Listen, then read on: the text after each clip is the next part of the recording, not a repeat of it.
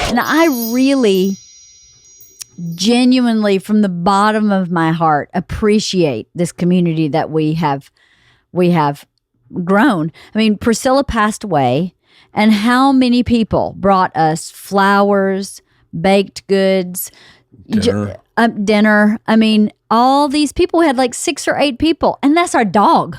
It's not even like, it's just a dog. Yeah. And that's just a testament to the people we've surrounded ourselves with. And that's really hard to find. It's really hard to find. It's almost impossible. I mean, people email me and say, how did you do that? How do you make friends like that?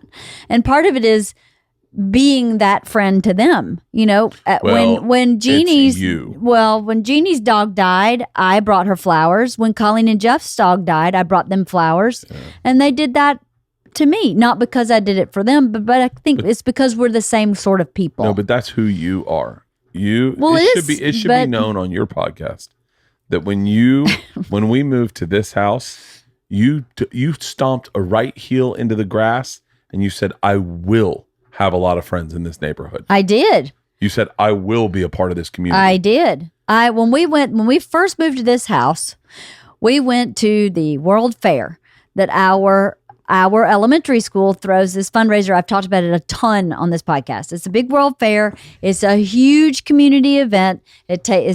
Takes 4 days to build and tear down. Something like 8,000 people visit this fair. It's huge. And this was a really big event for many reasons. And I'll tell you your side, and then I want to hear your side, and then I want to tell you I know what your side is. You know what it is already. I didn't want to live in the Valley. Yeah. And I thought only nerds lived in the Valley. Yeah. That all the cool people were in Hollywood, and we had just sold our lives out, and we were going to live in a bullshit existence with a bunch of camera operators and grips. Yep. And we lived close enough to school that we could walk. And we walked down. I remember you put one of the kids on your shoulders and we walked down to the fair. And it was just like, for me, it was almost like an outer body experience because I felt like I was at the Carroll County fair, like the county fair.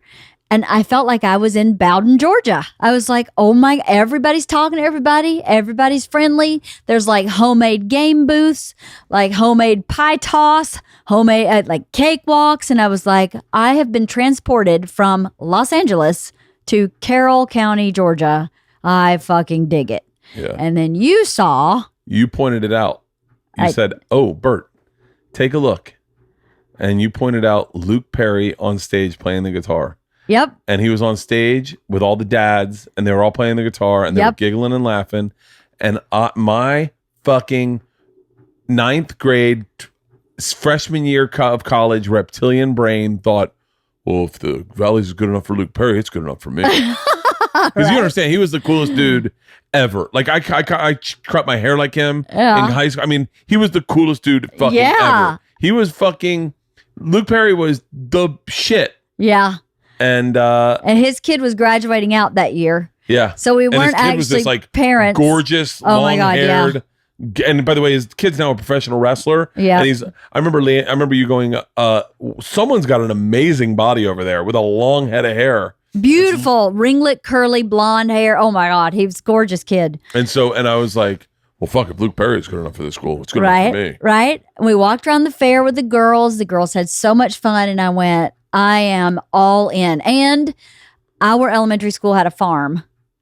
We have a pig, potbelly pig, chickens, ducks, sheep, and you know me, rabbits, guinea pigs. Yep. I was like, I am in for a penny, in for a pound.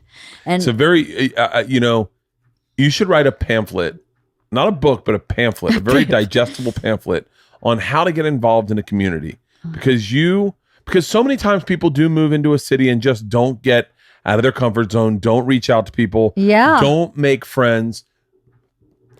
You've always decided, I need a friend or something. Yes, because I'm by myself so much, right? And I am good being by myself, but I'm not good being by myself indefinitely. I do like to go do things with people, but I'm okay by myself. I just don't want to be, when you're gone for long stretches, I make sure that Kathy comes over and we have wine, or Sandy and I go get a massage. I mean, all this is obviously pre-COVID, But I kept myself busy with my friends, and I've kept myself busy with Girl Scouts and with volunteering at school. One of the best ways, in my opinion, to make friends is to volunteer at your kid's school. You'll have kids the same age. You're all in the same phase of life. And our school had so many opportunities to volunteer. You didn't just have to be in the PTA. You could read to kids. I volunteered in the farm. I volunteered to help with the fair because those were things I was interested in. And guess what? People who are also interested in those things volunteer there as well. So you already have a common interest. So you don't go volunteer in the computer lab if you hate computers, because then you're going to be with people who probably like computers. So you don't have anything in common.